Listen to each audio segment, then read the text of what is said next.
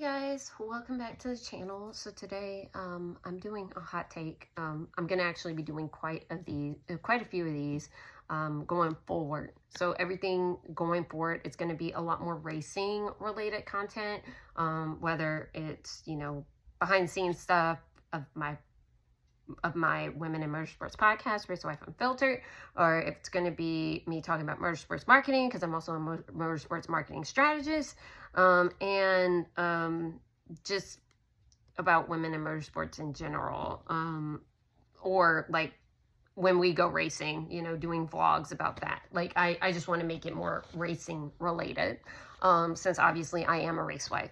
But anyway, so today's take is about how women in motorsports tend to be left out of the women in sports category, when people tend to talk about the broad topic. And I wanted to address that. So the reason why I'm bringing this up is because there was a webinar that was done by Parity. There was 4 women on this webinar from different one was from a marketing company. The other 2 were from a brand called Superfeet. They were a shoe brand, and that's actually one of their clients. And they tend to work with women in sports. And then the other one was a professional golfer. And so it was about breaking barriers, like how more brands need to work with women in sports. So I wanted to go to the webinar, even though technically I didn't fall into their demographic, because they were looking for people that own businesses that either have already worked with women in sports or wanted to, branch out into that, and so, but obviously, as a motorsports marketing strategist, I kind of wanted to go to just, get more information, see if they were going to talk about trends, any type of statistics, whatever, but I was highly disappointed in this webinar. And I have a few reasons why. Number one, they barely talked about women in different types of sports. So they didn't even talk about women in motorsports. Like, that wasn't even touched. Okay. And then 2, it seemed like it was more of a promotional thing, because they really focused a lot on Superfeet. They focused on their brand almost way too much, to where it didn't make sense. They were talking about like how they do work with women in sports, but then they also mentioned about how, oh, well, we're a very small brand, so we don't have a ton of resources and stuff. So like, we have a lot of ambassadors. Let me tell you right now, and the thing is, I do not know what their reward program is for brand ambassadors, but I will tell you from experience, and I've been brand ambassadors for multiple brands in the past, a lot of times you don't really get paid shit. Normally what happens is you're buying their product at a discount because you're already like used to the brand, things like that. Or they might send you a free pair of shoes or something like that, right? They might send you something, but then you might have to pay for shipping, right? Whatever the case may be. They might even just send you the gift. Issue with that is, sure, you might get like a promo code, and it might be like a 10% off code, right? It's like affiliate marketing type thing. But you only make like so much percent commission, like 5 to 10% commission. Now, I'm not hating on affiliate marketing, but that is not what we're talking about here. When you work with women in sports, especially like motorsports, where they need sponsorship money so they can go, do the things they need to do. Like, they can't actually fund their career. You can't be doing it that way. Like, it's totally different. Like, the marketing strategy is completely different, because then it's not about affiliate marketing. It really isn't. Now, you could give them a promo code so you can track the analytics, but that's it. It's not going to be, oh, this is commission based, blah, blah, blah. No, you're paying these women a certain amount, and that's what it's going to be. And it's either for a year, or it's for so many months, or it's a monthly retainer, or whatever. Like, you know, it just depends. Everybody does it different. But that's how it works. You're not going to just treat them like they're just some random person that is an influencer, where they tend to do a lot of these affiliate marketing type things. And that was another thing so there was polls done in the middle of this webinar. First of all, this webinar was not very interactive at all, besides the poll. Like, other than that, you could not ask actual questions. Like, you couldn't, like, the chat was completely disabled. You couldn't talk at all. And you couldn't see anybody else that was on the webinar. That was all completely blacked out. So I don't know why they did that, but I guess it's whatever. So the issue that I had with it was the brands that did mention, like, in the poll, like, you know, they picked whatever option. They said that working with women in sports is too expensive. And they also said that they treat women in sports as influencers. Right there, two major red flags. Number one, women are too expensive. No, they're not.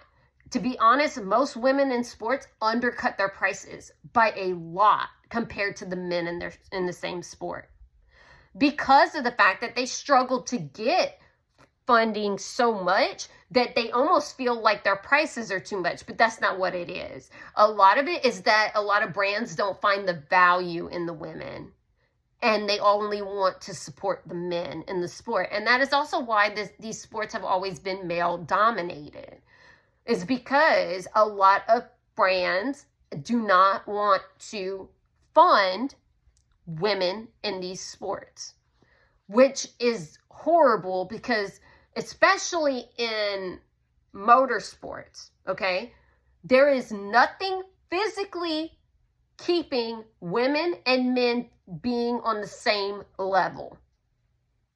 Now, in other sports, yes, men are biologically different than women, and in certain sports you have to separate them. But a car, it's equal across the board. There is nothing in motorsports that makes a woman less capable of being on the same grid as a man. There's nothing. It's just talent and skill. That's it. So this is the most level playing field out of all of them. Now, obviously, of course, the difference would be money, because obviously if you don't have as much money as somebody else, then yes, you might lack in resources when it comes to your equipment, things like that. That's understandable. But outside of that, there is nothing physically that can keep a woman from doing the same thing that a man does in this sport, in motorsports. Now, these other sports, yes, totally different. And that is why they have them separated. A lot of them are separated. But in motorsports, no. The women are running against the men all the time. So, well, except for F1 Academy. F1 Academy is totally different. And we will not touch that, because I don't specialize in that. I specialize in grassroots racing. So grassroots racing, we have women running with men all the time. So that's the way I see it. And I feel that needed to be addressed, because let's be real, these women are not expensive. It's just that you don't find them worthy of the money. That's what it is. And two, the influencer thing. You are completely undermining these women and what their capabilities are. Because first of all, they're not influencers. They're athletes. They're not supposed to be treated as influencers at all. And the fact that you're undermining them extremely, and you're disrespecting them, because they are not. Yes, they might have to sometimes be content creators, because social media is a big thing, but they are athletes. They do things and they put their bodies through so much hell compared to normal people. And for you to even subject them to being influencers, like as if they're some type of beauty influencer or something like that, which there's no hate to beauty influencers, because y'all, I mean, the stuff y'all do is amazing. But it's the fact that, like, you're just making it seem like, oh, they're just a pretty face on social media. That just like, that's just so ass backwards, y'all. Like, we should be past that. It's 2024. Like, we should not be treating women as if, oh, they're just a pretty face and so they're just trying to be in sports just to look cute. No. Like, that's not what this is. And the fact that you practically just admitted that is a problem. And so I feel that a lot of this needs to be, fixed. Big time. And I'm trying to be a part of that solution. So that's why, with my podcast, Raised Wife Unfiltered, I make sure that all these women in motorsports get their voices heard and they get to share their stories. But also, if you are a brand that wants to work with women in motorsports, I give you that opportunity. Now, what I do is, if you do a sponsorship package through the Race Wife Unfiltered podcast, depending on what tier you get, what we do is, we take a percentage of that and we actually invest it into a women in motorsports. So that means that the name of your company would go on their car. And the thing is, we would work with you directly to figure that out. So if you're a local company, like, for example, like, let's say you're here in Louisiana, because that's where I'm at. If you are a local company, obviously there's no way that people in other states or even other countries, because obviously our podcast is international, and you only want to work with a local driver here, we can do that for you. We will, if we don't know one already, which I do, because obviously we are local, like my husband's a local racer here, so we know women that race around here, right? So we will set you up with a woman that is, that needs sponsors, and we will get you put on her car. Now, you automatically get put on our car if you sign up for a sponsorship package. So you already get advertising on a car no matter what. But then you also get to sponsor a woman in motorsports as well. So that's how we're going about it. So definitely, if you are a brand that wants to do something like that, let me know.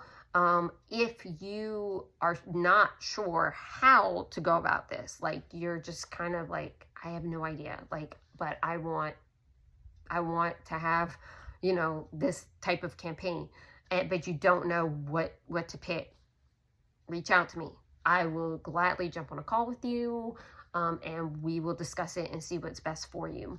Also, if you are a racer, if you are a grassroots racer, you have a racing team, or you're a racetrack, and you are needing help with being able to, figure out your marketing campaign, because let's be honest, between digital and traditional advertising,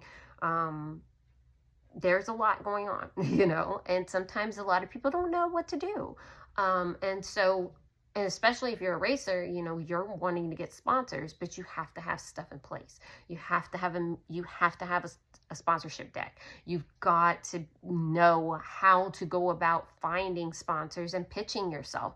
If you don't know how to do all that and you need somebody to help you, I can work with you. I have packages when it comes to that, and being able to even do it for you if you choose to not do it on your own, or if you just need a sponsorship deck, I make those as well. And so whatever you need, I am trying to help any women in motorsports, because I need to be a part of that solution, right? So definitely reach out to me, and we can work together. My email is down there in the description, so you guys can definitely email me and I will respond, as soon as possible. So that's it, guys. I thank you for listening, and definitely like and hit that subscribe button and the bell. I always forget that. Yeah, hit the bell, all, right? So you can make sure that you constantly know when I'm putting out videos, but I put out videos every week. So every Sunday. So yeah, that's it, guys. Until next week, take care. Bye.